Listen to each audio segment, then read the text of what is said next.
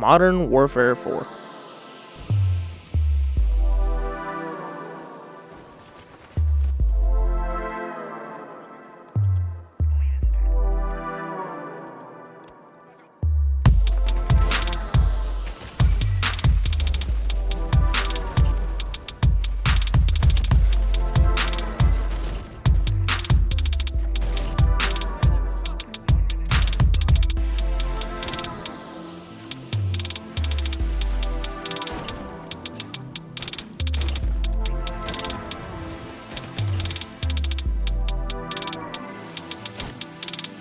With the Modern Warfare 4 Early Access Beta all wrapped up and the open beta right around the corner, I finally got to see whether this year's Call of Duty could do what the last few have not.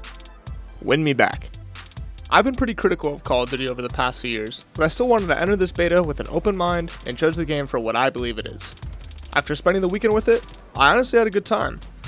That should make my answer simple, but it doesn't. Because there are parts of this beta that I do genuinely enjoy. The movement feels good, the gameplay feels satisfying, and the maps provide a solid starting point. But the longer I played, the more one question kept coming back to me. Have I already played this game before? Let's start off with the movement, because this is probably one of Modern Warfare 4's strongest features. Overall, everything flows together really well. Transitions between different movements feel smooth, and using systems effectively feel rewarding without turning every gunfight into a movement competition. It gives you more control on how you approach fights. It feels useful when you choose to take advantage of it, but the game never forces you to play that way. There are still some moments where it can feel a little clunky, especially when coming out of attack sprint or trying to aim down sights quickly. I noticed this mostly while using the snipers. The actual ADS speed might be fast, but the animation can feel a little jarring when you're trying to line up that shot under pressure. Those moments never really outweighed how good the movement really felt. The foundation is strong, it just needs a few adjustments to make everything feel more consistent.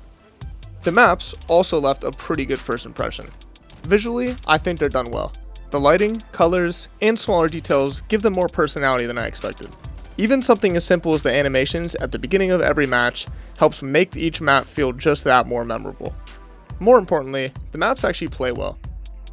The maps follow clean, understandable layouts. I haven't found too many of those cheesy spots where someone can just sit in a random corner or hold a head glitch all game, which felt pretty common in previous games. My concern isn't that necessarily these maps are poorly designed, it's how their size interacts with the rest of the game. Most of the maps are fairly small. When you combine that with fast movement and extremely fast time to kill, matches can fall into almost a mindless shipment style rhythm. Spawn, sprint forward, get a kill, die. I understand why people enjoy that, of course. It provides constant action, and it can be fun in bursts. I just don't want the entire game to feel that way. I'd like to see more of a variety in the full release, maps that slow down the pace slightly and give different playstyles and, more importantly, different weapon classes more room to work. I want a reason to approach each map differently instead of constantly running around with whatever close range loadout becomes the new meta. So the maps themselves aren't the problem.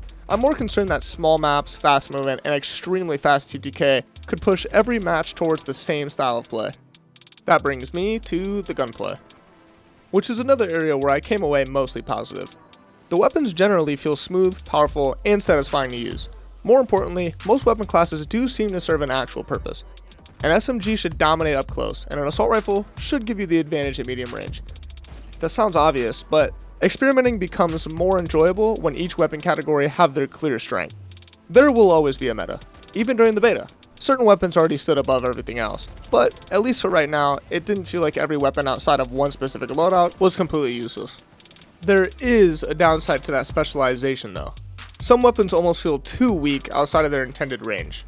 If I'm using an SMG at a distance and you have an assault rifle, you should absolutely have the advantage. But there were fights where I felt like I had no possibility of winning unless I caught the other player completely off guard.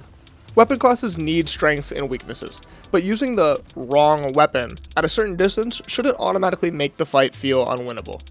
And that problem becomes way more noticeable because Modern Warfare 4's time to kill is extremely fast. There were plenty of moments where I felt like I died before I even had an opportunity to react. Personally, I've always preferred the more arcadey feel of some of the older Call of Duty games when it comes to the gunplay.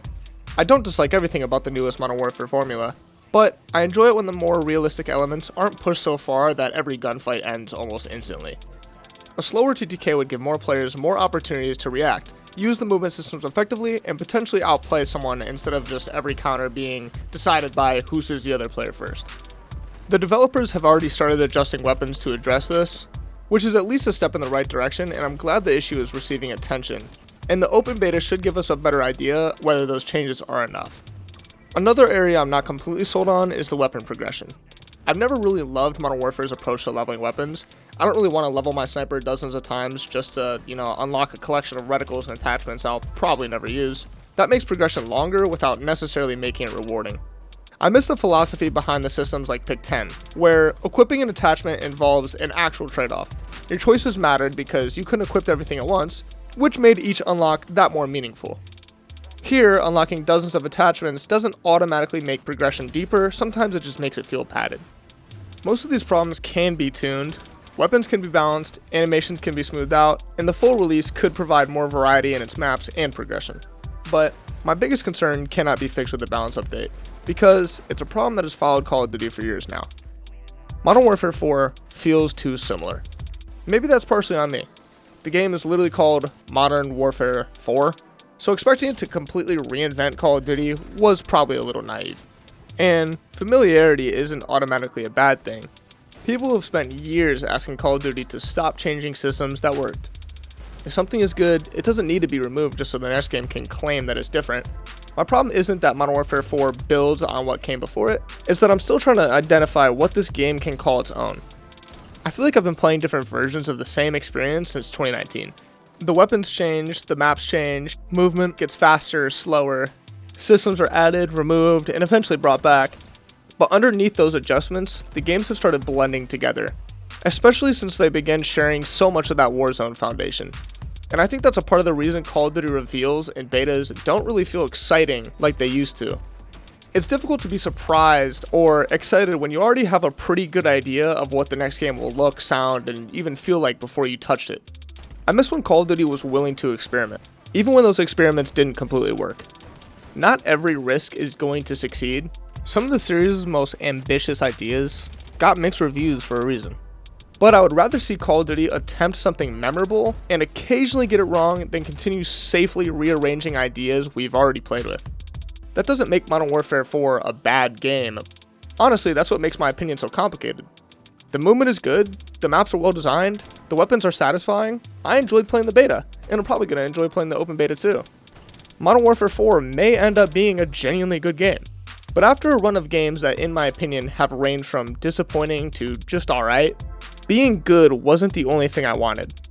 I wanted a reason to be excited again.